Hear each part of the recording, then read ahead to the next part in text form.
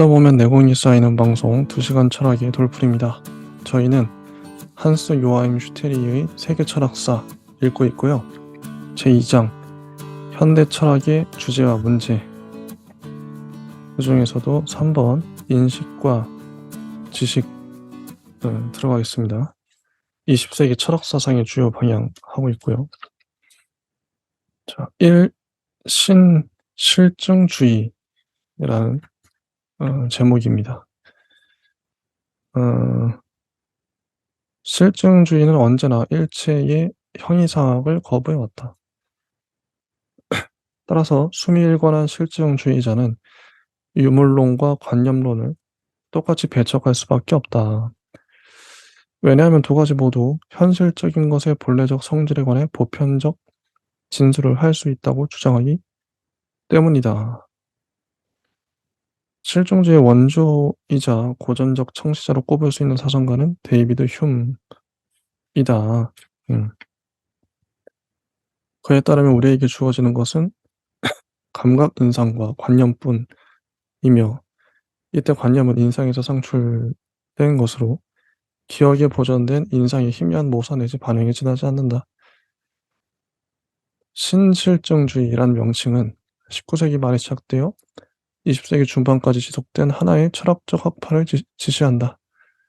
이 학파는 논리실증주의나 논리경험주의라고도 불린다. 즉, 이 명칭들은 신실증주의와 같은 의미를 가지며 다만 이 학파에 속하는 모든 사상가에게서 논리학이 각별한 역할을 하고 있다는 점을 부각시킬 뿐이다. 수학의 토대와 관련해서는 이미 19세기 전반기에 코페르니쿠스적 전환이 일어났다. 보여이가 비유클리드 기하학의 가능성을 보여줬다. 가우스 얘기도 나오네요. 유클리드 기하학이 결코 모순이 없는 유일한 기하학체가 아니라는 사실을 증명했다는 거죠. 푸엥카레에 앞서 역시 프랑스 출신의 에밀 부트루라는 사상가가 있었다. 우유성, 우연, 임의성 이런 개념들. 푸엥카레는 수학의 공이란 결코 절대적으로 참을 수 없고 그 단순성과 유형성 때문에 선택되는 것이라는 결론에 도달했다. 물리학에서도 유사한 발전 양상을 확인할 수 있다.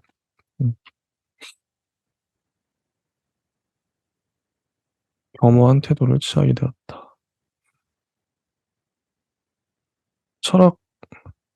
철학의 영역에서는 에른스트 마우와 리하르트 아베나리우스가 유사한 방향으로 나왔다.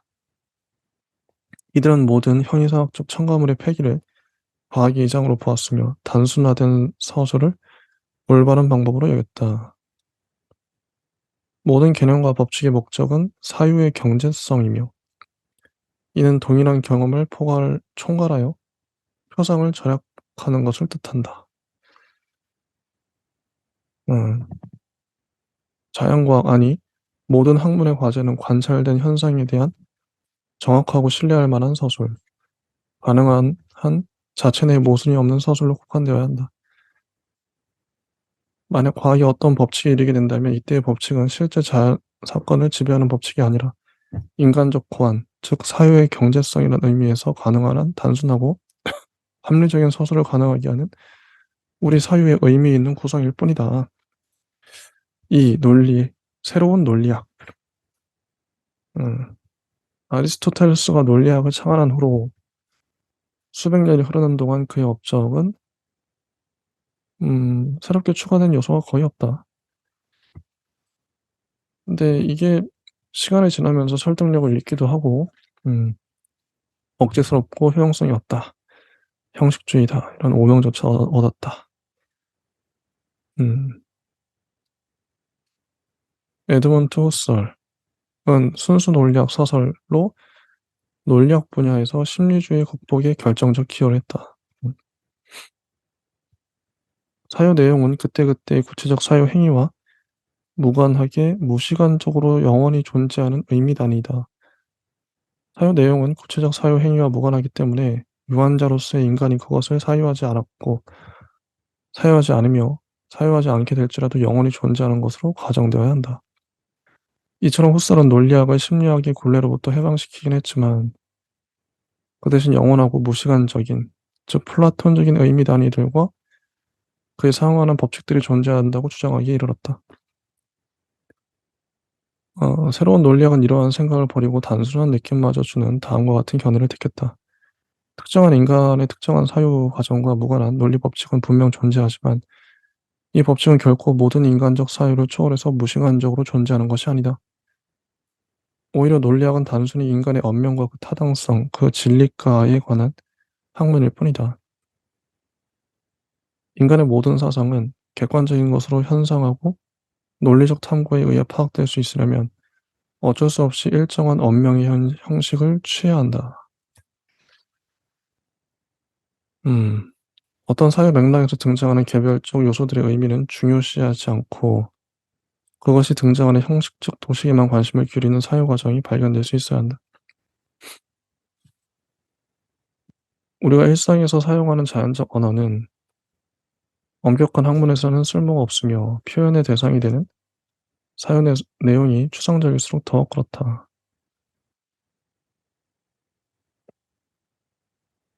기호 논리학은 하나의 언어, 인공적 언어에 비교될 수 있다. 기호 논리학은 기호들과 이 기호들의 사용 규칙을 포함하는 하나의 체계이다. 하지만 이러한 언어 구성에서는 개별 기호들이 우선은 해석되지 않고 있으므로 기호 논리학은 차라리 언어의 골격 내지 도식이라 불리는 편이 나을 것이다. 음. 연원 관계, 선언 관계에서 표가 나오는데 재밌습니다. 이건 직접 보시면 될 것 같고요. 음. 3. 러셀에서 분석 철학까지. 버트런트 러셀. 유명하죠. 음. 영국인 특유의 비타협적 태도, 그 지배적 견해나 편견을 올곧게 저항하는 태도를 말년까지 지켰다. 러셀은 제대로 기능할 수 있는 이 식수단은 자연과학뿐이라고 생각했다. 그에 의하면 철학이 다루는 문제는 도덕이나 종교가 아니라 과학에서 차용되어야 한다. 음.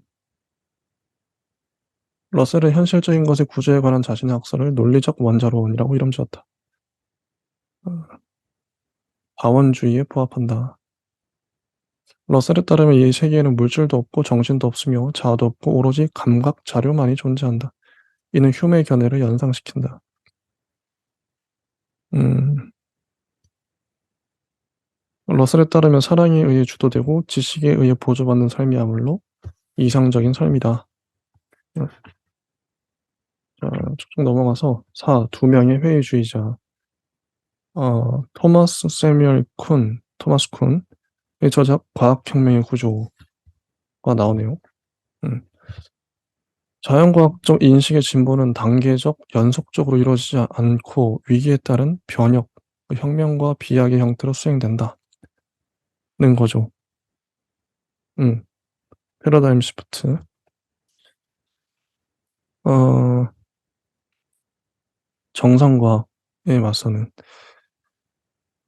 정상과학의 시대가 있고 근데 이따금 패러다임에 접합되지 않는 현상들 즉 변칙 사례들이 등장하여 근본적으로 새로운 사고와 이론적 발상을 요구하며 결국 패러다임의 교체를 강조하기도 한다. 음. 이러한 변혁은 낡은 패러다임의 신봉자들이 점차 새로운 패러다임으로 개종하는 방식으로 일어나기보다는 애초부터 새로운 패러다임에 친속한 새로운 세대의 젊은 과학자들이 득세하고 낡은 패러다임의 신봉자들은 점차 사멸하는 방식으로 일어난다. 인식의 진보는 공인된 전통적 방법을 과학자들이 의식적으로나 무의식적으로 버리거나 손상시키는 곳에서 흔히 일어나지 않는가. 음, 하이어 아벤트가 이런 주장을 하고 과학에서는 확증되지 않은 가설, 심지어 부조리한 가설에서 출발하여 진전을 이루는 경우도 있지 않은가. 음, 5번 포퍼와 비판적 합리주의. 열린 사회의 구적들을 쓴 저자죠. 호퍼에 의하면 세계의 사건은 엄격하게 결정되어 있지 않고 모든 면에서 확실하게 예정되어 있지도 않으며 완전하게 인식될 수가 없다. 우리의 인식과 연관시켜 보면 이러한 견해는 지식 지식이란 언제나 잠정적, 가설적 성격을 갖는다는 통찰로 이어진다. 어 확증 확증 대신 반증을 내세운다. 가설이란 확증에 의해 입증될 수 있는 것이 아니라 반증을 통해, 다시 말해 가설에서 도출되는 요구들과 대립되는 관찰 결과가 제시됨으로써 반박될 수 있는 것이다. 반증 가능성. 넘어가세요. 이론의 언어를 관찰의 언어로 환원시키는 것은 불가능하다.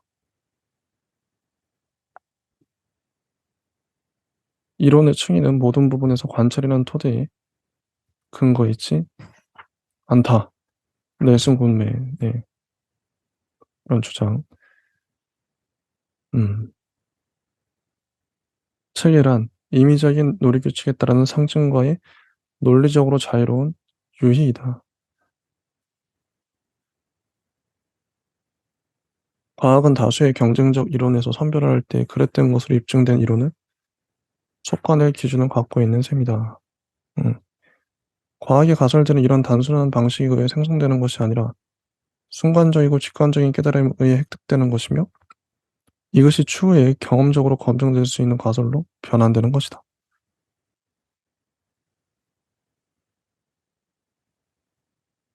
해석학입니다. 해석학. 음. 가다머가 나요. 한스 게오르그 가다머.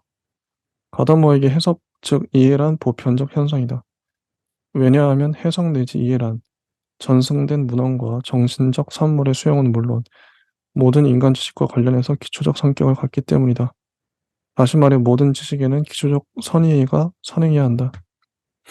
이런 사정을 그 핵심에서 볼 때 현 존재를 명백히 이해로 해석한 마르틴 하이데거에게서 유래한다. 가다머 사상의 중심에 놓여 있는 것은 언어이다. 언어적으로 구성된 우리의 세계 정양에 속하지 않는 것이 무엇이겠는가?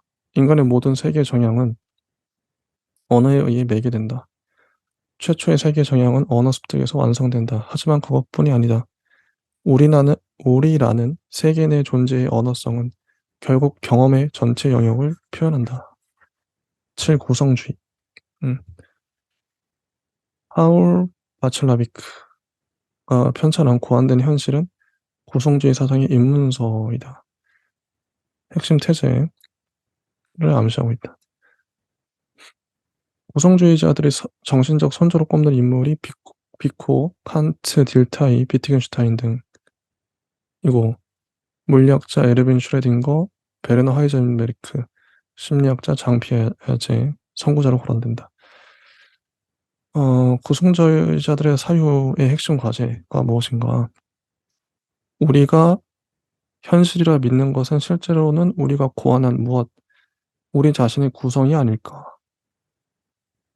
여기서 현실은 허구적 세계, 예컨대 정신병자의 망성 세계를 뜻하지 않는다. 정신의학자인 바첼라비크는 인간의 소통이 있고 또 그에 대한 장애가 있는 현실을 다룬다. 물론 망성 세계 역시 고찰의 대상이 되긴 한다. 구성주의에서의 현실은 완전히 정상적 현실, 즉 우리가 일상생활에서 존재한다고 확신하며 학문 역시 존재한다고 믿는 현실을 뜻한다. 구성주의에 의하면 우리는 있는 그대로 현실 자체라는 것을 결코 인식할 수 없다. 기껏해야 우리는 현실이라는 것이 무엇이 아닌지를 인식할 수 있을 뿐이다. 지식의 정점이란 어떤 가설을 오류로 입증하는 데 있다. 우리가 현실에 관해 최대한 얻어낼 수 있는 지식이란 그것이 무엇이 아닌가라는 점뿐이다. 현실은 얼마나 현실적인가? 8. 진화론적 인식론입니다. 인식장치와 현실이 서로 호응하는 것은 우리의 감각과 뇌 그리고 사유가 이 세계 내의 진화 과정에서 발전했고 또 이 세계에 적응했기 때문이다. 현실적인 것의 범주들과 우리 인식의 범주들은 서로 호응한다. 이는 말발굽의 형태가 초원의 땅에 적합하고 물고기 지느러미가 물속 생활에 적합한 것과 같은 이유에서이다. 장 피아제는 자기 아이들의 성장 과정에 대한 관찰에서 출발해서 공간과 시간, 속도, 수의 표상이 점차 형성되는 방식을 연구하는 데 평생을 바쳤다. 성장기 아이들에게서. 음. 진화론적 인식론자들은 이른바 가설적 실제론을 기본 입장으로 공유한다. 이 입장에 상응하는 것은 칼포퍼가 강력하게 내세우는 다음과 같은 테즈이다.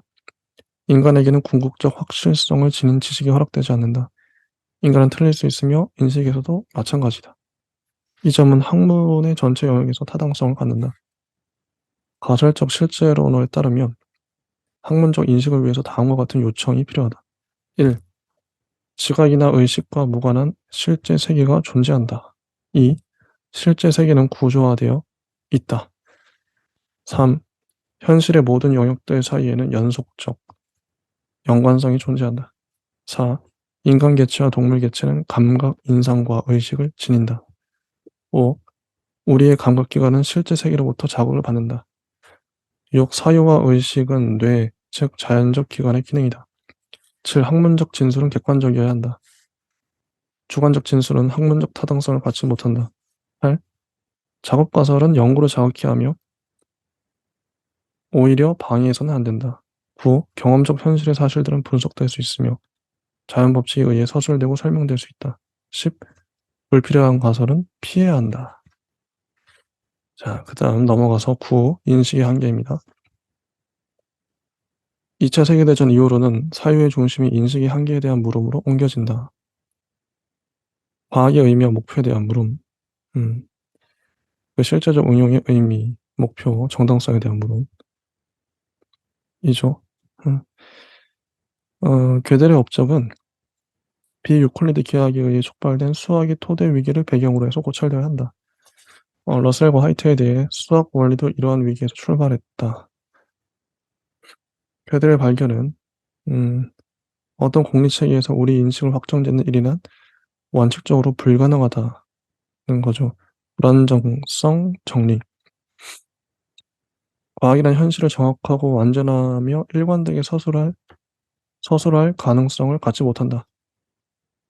불확정 하이젠베르크 양자이론을 토대로 해서 수립한 불확정성 원리. 이 원리에 의하면 원자의 영역에서는 측정의 정확성의 한계가 존재한다. 왜냐하면 측정할 때마다 측정 행위 자체가 미립자의 상태를 변화시키기 때문에 통계적 진술을 할 수 있을 뿐이다. 여기서 중요한 것은 단순히 우리 인식력에 한계가 있다는 사실이 아니라 자연 사건에는 불확실성의 요소가 존재한다는 사실이다. 그에 따라 인과성 개념은 상대화되며 빈틈없는 결정론이란 견지될 수 없는 이론으로 전락한다. 물론 이 점은 우선은 미시 물리학의 영역에서만 타당하다. 거시 물리학, 천체 물리학 사건들에 대해서는 엄격한 결정론이 타당한 것처럼 보인다. 상대성 이론은 특정한 순간의 우주 전체에 관해 말한다는 것은 무의미하다는 점을 보여주었다. 그죠? 현대 물리학은 미래 사건의 정확한 예측이란 제한적으로만 가능하다는 점을 인식하고 있다. 태양계는 결코 완벽한 시기에 비교될 수 없고 오히려 부정확한 시기, 결정론적 하우스이라는 거죠. 팩털 현상, 만들부르니. 동부의 안의 길이는 얼마나 되나? 이걸 제대로 측정할 수 있나?